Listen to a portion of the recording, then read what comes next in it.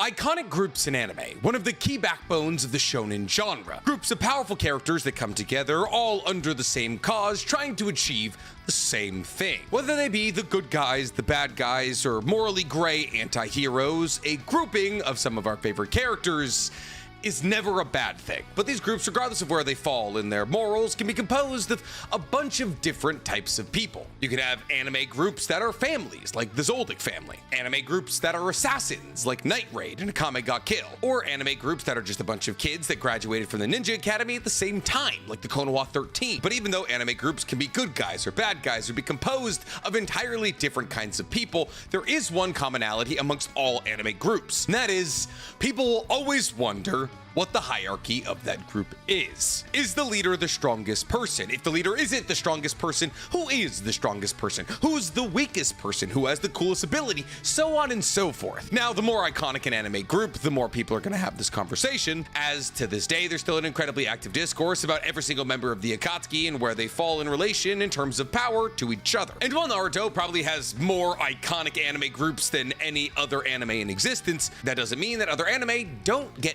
close. See, while Naruto has the Seven Swordsmen of the Mist, the Akatsuki, the Konoha 13, the Five Kage, other anime and manga like One Piece have the Emperors and the Warlords in the Worst Generation, while other anime like Seven Deadly Sins have the Seven Deadly Sins, the Ten Commandments, and the Four Archangels. However, what's truly interesting about the Seven Deadly Sins universe that kind of separates it from One Piece and Naruto and all other anime is that every single iconic group in Seven Deadly Sins morally do not align with each other whatsoever. What does that mean? See, while one could absolutely make the argument that the Worst Generation, the Emperors, and the Warlords of One Piece don't align with each other morally, the Emperors work for themselves, and the Worst Generation just kind of wants to destroy everything, you could make the argument that all of them align under the pirate flag, and none of them particularly love the government. However, in the case of the Seven Deadly Sins universe, you have the Sins, who are the good guys of our story. And then you have the Ten Commandments, who are the bad guys of the story. And then you have, maybe most interestingly, the Archangels, who are neither the good guys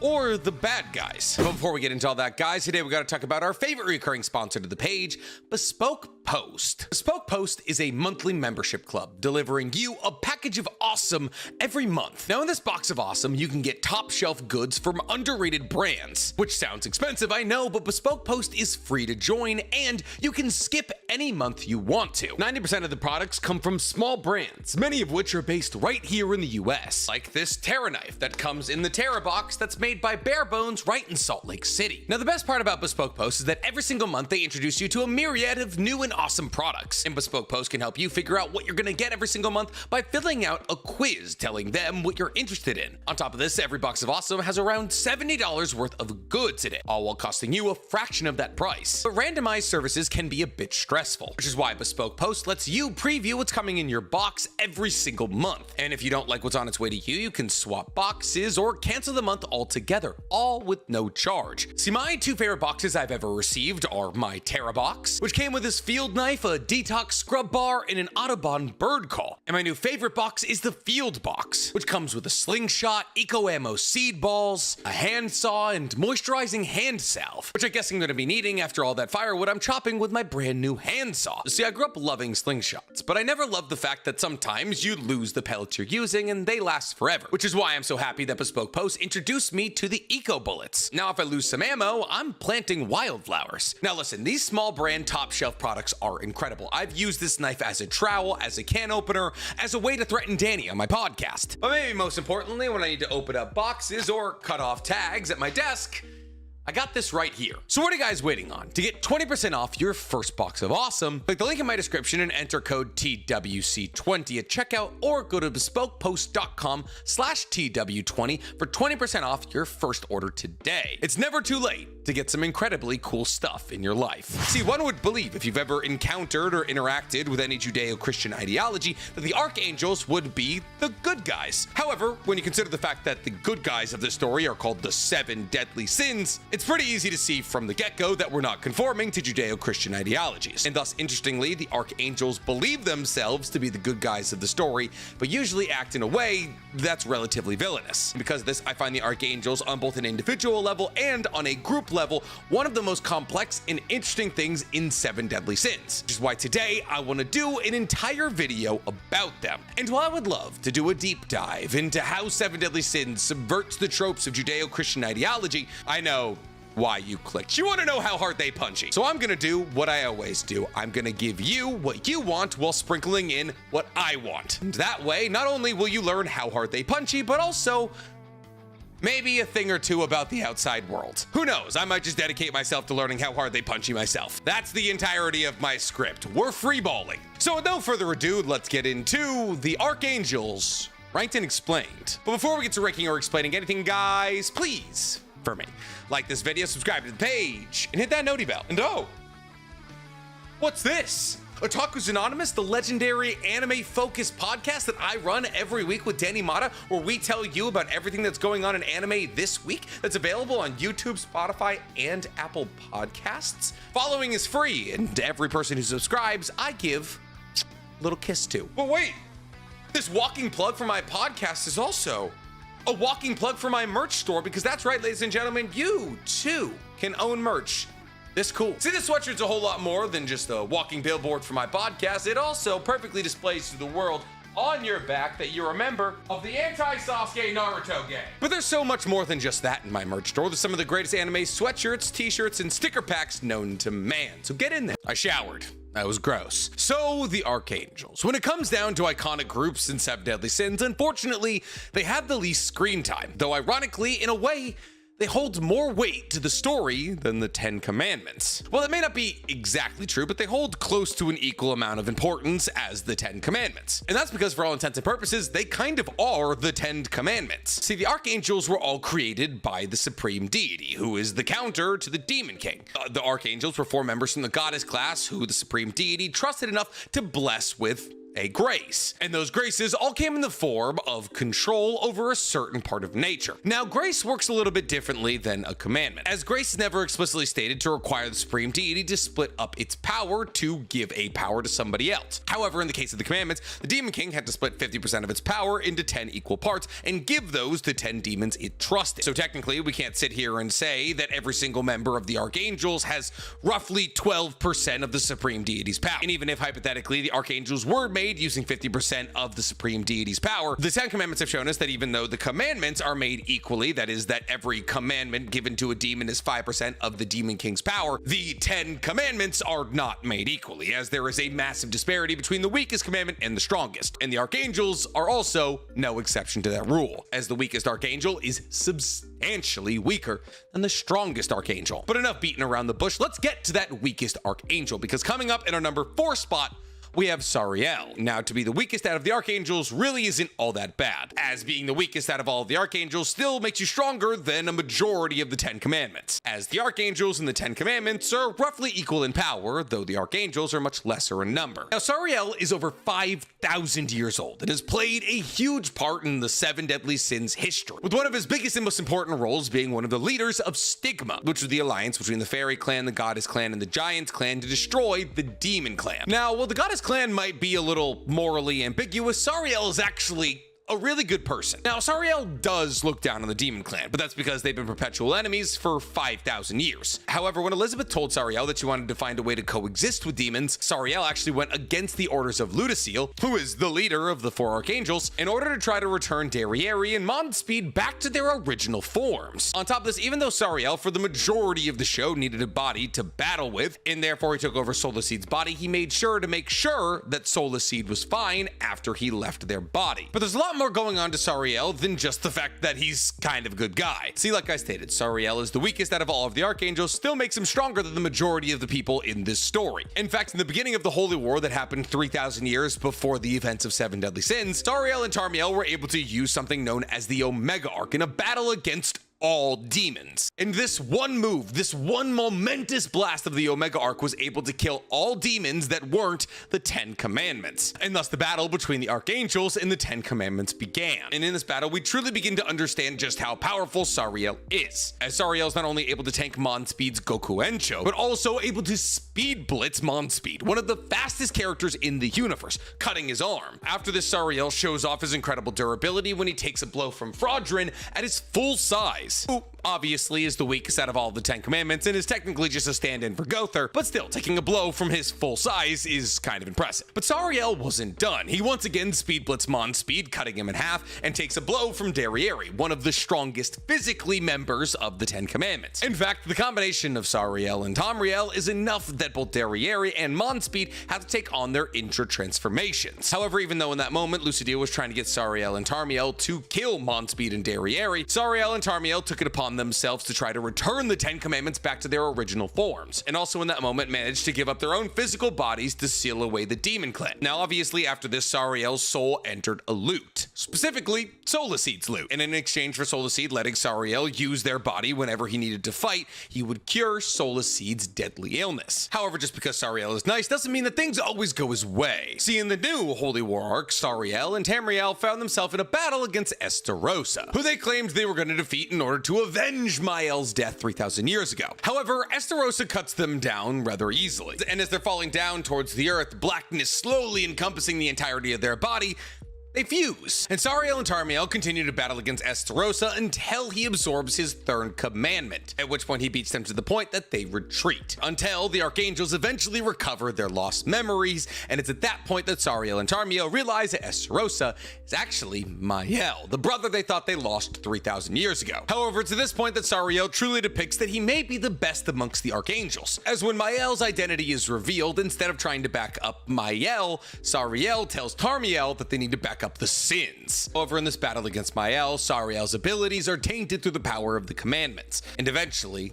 he's killed. Which lets us know pretty easily that Sariel not stronger than Mael, which makes Sariel's confidence that within 5 minutes he would be able to wipe out the entirety of the 10 commandments kind of ill-founded, considering the fact that Estarossa / Mael are one of those 10 commandments. Now, Sariel, as one of the Archangels, has all of the abilities that all of the Archangels have, the first of which is Arc, a magic form particular to the Goddess clan that allows them to generate and control light particles. Now, this technique is used to counteract the darkness used by demons, but it can also be used against anybody, surrounding people with light particles that disintegrate their bodies. On top of this, Sariel, like the other Archangels, is able to heal himself, as he was able to fully heal himself after being fatally wounded by Monspeed's Indra form, heal the eye that Derriere was able to destroy after punching through his tornado, and even heal every single bone in his body after Mael / Estarossa broke them with the bear hug of the century. And like almost everybody else in 7 Deadly Sins, he can fly. However, what does separate Sariel from the rest of the Archangels is his grace, Tornado. Now, while Sariel's grace is usually used in a defensive capacity, that is to say that Sariel surrounds himself with a tornado that shreds anybody who tries to touch him, he can also use his grace in an offensive capacity, launching slicing gusts of wind at enemies that are able to dissect them. So all in all, while Sariel might be the best out of all of the Archangels, he's definitely not the strongest. Now, one could absolutely make the argument that Sariel is just as powerful as Tarmiel, as there's never really been a true moment that separated them as stronger or weaker. However, Tarmiel believes himself to be stronger than Sariel, because while Sariel said he could defeat all of the 10 commandments in 5 minutes, Tarmiel said he could beat them within 10 seconds. And confidence gets you places in this world. Also, Tarmiel, comparatively to Sariel, has a much more bloodthirsty demeanor. While Sariel is very clearly a good guy, Tarmiel may not be. See, while Tarmiel does help Monspeed and Derriere to recover their original forms after unlocking their Indra forms, that's only under the provocation of Sariel, and that's usually what happens with Tarmiel, is that Tarmiel goes along with the good thing to do because Sariel provokes him to do so. And this lack of decision ability is actually what leads to Tarmiel's eventual demise, as Tarmiel wanted to back up Mael, but Sariel wanted to back up the sins. But Tarmiel's inability to attack Mael is what leads to Sariel, Tarmiel, and Derriere's deaths. However, the way that all of this was shown does imply, to me at least, that if Tarmiel was able to attack this incapacitated Mael, there's a possibility he could have been the one to defeat him, which once again is why Tarmiel is above Sariel. Also, when it comes down to it, Tarmiel's combat feats are just a bit more impressive. See, Tarmiel in the original Holy War was able to take 54 blows from Derriere when she was using her combo star ability. And for those of you who don't remember how Derriere's abilities work, we'll do a quick refresher. Let's say, hypothetically, Derriere is attacking you with her combo star. If she hits you with one punch, that one punch does 1% power. Every consecutive punch she hits you with increases the power of the blow, which means the longer string of punches that Derriere is able to land against you, the more damage they start doing. And while 54 blows would be enough to turn anybody into mincemeat, it barely affected Tarmiel. On top of this, Tarmiel was also cut in half by Galland. However, just like with Sariel, his healing factor allowed him to almost immediately re-enter the fray. Beyond even all that, Tarmiel in his true form has 3 faces, which means that Tarmiel's 2 side faces can lock on and keep track of other opponents, while Tarmiel faces a 3rd opponent at his front. This was important in the Holy War scene we saw because he was battling against the likes of Galland, Derriere, and Monspeed, and thus each of every single one of his 3 faces was able to keep track with one person, and that's just something that Sariel doesn't have. However, just like with Sariel, Tarmiel had to give up his physical body after sealing away the demons, and thus Tarmiel was sealed inside of Arbus's staff. See, Arbus was a holy knight who died in a battle against a demon, and it was as Arbus was dying that Tarmiel got consent to his soul. So long as he was able to take over Arbus's body whenever he needed to battle,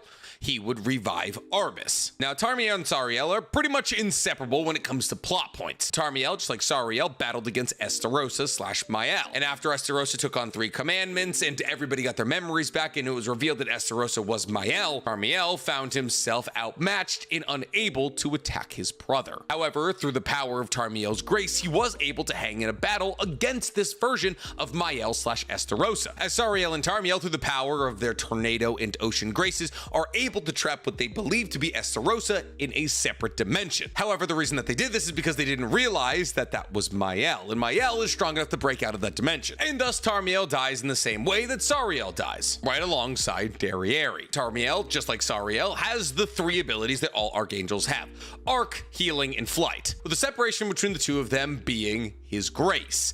Ocean. Now, Tarmiel's grace works in a very different way than Sariel's grace. See, Tarmiel, with the power of his grace Ocean, could create a literal ocean out of nothing, and he can use this ocean to trap his opponents in what he refers to as the domain of the gods. In fact, it actually operates a lot like a domain expansion. On top of this, Tarmiel's grace also grants him the ability of the Hozuki clan from Naruto, and that is that he's able to liquefy his body should there ever be somebody coming to harm him. So let's say you're shooting a gun at Tarmiel and he liquefies the part of his body that you're shooting at, well, the bullet just passes through him. So not only can you not hit Tarmiel, but also he has the ability to create a domain expansion that is an ocean that you drown in unless you have an equal to or greater than power level than the single archangel that is Tarmiel, which means that if anybody weaker than Tarmiel ever comes up across him, you're gonna drown. But enough about those 2. Within the confines of the story, they're basically the same person. Let's get to somebody who is confirmed to be stronger than the both of them, because coming up in 2nd place is Ludociel. See, Ludociel is the leader of the Archangels, but not the strongest. See, Ludociel, I believe, is the best representation of the goddess clan's level of morality in 7 deadly sins. See, Ludociel is incredibly warm and welcoming to people like giants and fairies and humans. However, when it comes to all things Demon Clan, he hates with a level yet to be seen by anybody else in the show. Now, there is a reason that Ludociel hates the demons so much. See, we learned from Nirabasa that Ludociel actually lost all of his friends and family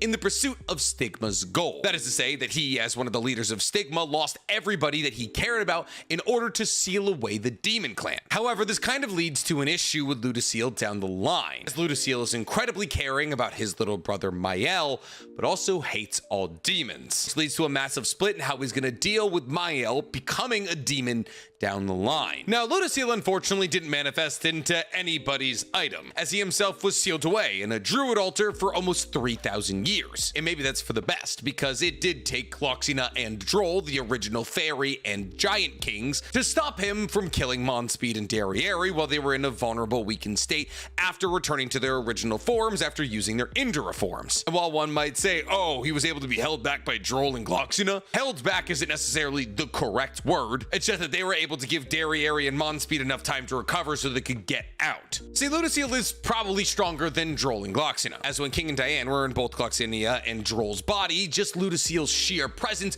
was enough to make them shiver. In fact, King goes on to state that Ludociel's power is probably greater than that of the 10 Commandments. In fact, Mael, the surprise, strongest out of all of the Archangels, says that Ludociel has a similar amount of power to Meliodas. And this holds up, considering the fact that Ludociel has been able to shrug off attacks from Zeldris, Meliodas' somewhat equally powered brother. And surprisingly, that was when he was using Margaret's body as a vessel, and he's weaker when he's using a vessel. And this is proven when in his original form, he's able to battle against the original demon, which is the combined form of Cusack and Chandler, which at one point challenged the Demon King to a battle. And Ludociel in his original form is able to battle against the original demon on equal ground. pounds. In his Margaret vessel form, he was able to go toe-to-toe with Escanor. Do I need to say more? Now, Ludociel, like all the other archangels on this list, does have arc and healing and flight, but he also has an additional ability called Breath of Bless. Now, this technique allows him to gather light particles in his hands and blow these light particles onto whoever's magic he wants to boost, and anybody who receives these light particles does get a massive magic boost. However, alongside getting a massive magic boost, they also get brainwashed. That is to say that they turn into these massive religious zealots that want to die for the goddess clan, which allows Ludociel to not only make incredibly strong soldiers, but incredibly committed soldiers. And on top of that, Ludociel's Grace Flash allows him to travel at immense speeds, which make him appear as though he's teleporting, which is how he was able to, even in his Margaret form, pressure Zeldris, who's said to be the fastest swordsman on Earth. Or I guess in all dimensions. On Earth doesn't really count for much in the Seven Deadly Sins universe. And Ludociel is actually the only person from the Archangels who we ever get a power level on, as Ludociel's power level is measured at 201,000, which is technically the highest measured power level in all of Seven Deadly Sins. So why isn't Ludociel our strongest Archangel? Well, because we know that Mael has an over 200,000 plus power level, and also Mael has been confirmed to be the strongest out of all of the Archangels, and therefore coming in at number 1, we have Mael. When it comes to complicated stories in Seven Deadly Sins, nobody has a more complicated story than Mael. See, Mael is the youngest out of all of the Archangels, and was said to be so docile and fragile that he wouldn't even kill insects, let alone demons. However, during the Holy War 3,000 years ago, Gowther and his son, Gowther, that is to say Gowther the Mage and Gowther the Doll, changed the entire world's memories when they took Mael and turned him into Estarossa, the illegitimate son of the Demon King, not the Archangel. Now, this is probably a good thing for the Demon Clan, because even though Mael started as a coward unable to kill a singular insect, for a supreme amount of effort, Mael went from that coward unable to harm an insect to the mightiest of the Archangels, who looked down upon the Demon Clan and exterminated them without pity. But Mael made sure to hold on to his kindness, as even when he was wiping demons off the face of the earth, he made sure to kill them painlessly. Now, this changes in the New Holy War when he regains his memories, as now not only is he a bloodthirsty monster trying to kill Gowther and anybody aligned with Gowther, he revels in the pain and punishment he's able to inflict upon these people. However, that sadism isn't directed at his fellow Archangels, even though they're trying to take him out. That is until, of course, he absorbs the Purity Commandment from Derriere, at which point attacking any and everybody is completely on the table. However, when Gowther is once again able to invade Mael's brain and show him why Mael was chosen to turn into Estarossa, Mael begins to feel remorse for the indiscriminate killing of demons that he used to do. And thus, in this moment, he expels all of the commandments from his body and once again joins the Goddess Clan in their battle against the Demon Clan. Now, this is important for a lot of reasons. See, when Mael turns into Estarossa, he no longer can hold onto the grace given to him by the Supreme Deity, and thus the Sunshine Grace, the strongest out of all of the graces, has to look for a new suitor, which eventually it finds in Escanor. However, when Mael receives the Sunshine Grace, he becomes the strongest out of the Archangels. As the only person who's able to rival Mael's strength, Ludociel, his brother, openly admits that when his brother's grace reaches the zenith of its power at noon, that he stands no chance against him. And this is consistent with basically everything we've seen with the Sunshine Grace, as Meliodas himself, the main character of the story, is barely able to keep up with Escanor at high noon. In fact, speaking of Meliodas, the only reason that Mael was turned into Estarossa is because Gowther identified that when Meliodas abandoned the Demon Clan, that they needed to get somebody from the Goddess Clan to the Demon Clan of equal power to reshift the balance of the Holy War back to a more even stasis. Because without Mael turning into Estarossa, Stigma would have eradicated the demons. However, because Mael was turned into Estarossa, instead of eradicating the demons, they used the Coffin of Eternal Darkness. Now, technically, this was more about making sure Mael wasn't with the Goddess Clan and less about making sure Estarossa was with the Demon Clan, because Mael is much stronger than Estarossa, even when Estarossa was controlling 3 commandments, as Mael, after he recovers his Sunshine Grace, is able to easily defeat the original demon, and that's after the original demon powered up using Crisis. In fact, in both swordsmanship and unarmed combat, it's said that Mael is equal to both Zeldris and Meliodas. And while Mael was controlling 3 commandments, he was able to control the dark powers of the commandments with with the light powers of the goddess clan, being able to create a light and dark sword that he dual wielded, or generate massive pillars of light and dark energy, one of which was enough to destroy Tarmiel's entire physical form. And in this form, because he technically wielded both light and dark powers, he was immune to all demon clan or goddess clan attacks, while also wielding a myriad of different abilities. See, obviously we've already covered the fact that Mael had Arc, and the healing abilities and flight of Archangels. But after absorbing the Purity commandment from Derriere, he gained a new ability, Decree Absorption, which allows him to materialize the commandments he's consumed and use their abilities in separate ways, like his light ball of love technique that allows Mael to create a light ball that he can throw and will explode with incredible force. However, those caught in the explosion won't feel fear or pain, and instead will feel pleasure and will feel sleepy and will simply slip away from life. He has another ability known as the Bell of Truth, which allows him to create a bell out of the truth commandment that dispels any illusion. He also has the Reticence commandment that allows him to make the Scythe of Silence, and anybody hit with this scythe will immediately have their magic sealed. On top of this, he has the Incense of Purity that comes from the Purity commandment, which allows him to make a cloud of incense, and anybody who inhales these incense begins to hallucinate exactly what they want. So let's say you're battling against Mael and you really wanted a Philly cheesesteak. If you inhale this incense, you would simply just be eating a Philly cheesesteak. I'm sorry, there's an ad on my third monitor right now of Philly cheesesteaks, and oh my god, am I craving one. Now, outside of Decree Absorption, Mael also has a couple of other incredibly broken abilities, like Invitation to Reincarnation, which allows Mael to invite a soul to come back to life and reincarnate with all of their previous lives' memories. On top of this, Mael also has Destructodymian Killing Saucer, which allows him to create a saucer out of light that he throws at enemies that can cut him in half. It's Destructo Disc. But all of these abilities pale in comparison to Mael's true trump card. That would be his grace, Sunshine, a grace that allows Mael to become stronger as the sun ascends, to the point where at high noon, Mael is almost invincible. However, the double-sided sword of this is that Mael also gets weaker as the sun sets. And while a bunch of people have wielded Sunshine, nobody's ever done it better than Mael. See, Mael was able to defeat the original demon, an entity that once battled against the Demon King on somewhat equal terms with one attack from Sunshine. On top of that, Mael was also able to use his Sunshine attacks to counteract Zeldris's ominous nebula. And while we've seen the Sunshine Grace used more by Escanor than Mael, what little we've seen from Mael was very impressive, specifically the use of abilities like Greatest Sun that allow Mael to create a miniature sun that he can throw at an opponent and have explode with insane force. On top of this, Mael is also able to concentrate the power of the sun into his body and punch, creating a Helios flare, also known as a torrent of fire leaving from his fist. So yeah, all in all, it's pretty easy to say that Mael is the strongest of the Archangels. But what do you guys think about the Archangels? Do you wish they got more screen time? Do you wish they were as prominent as the 10 Commandments? Tell me in the comments below. And while you guys are down there, please, for me, like this video, subscribe to the page, and hit that noti bell. Nick, do the 10 Commandments. Nick, do the 10 Commandments. My voice is so hosed from this weekend, I had to do a short video.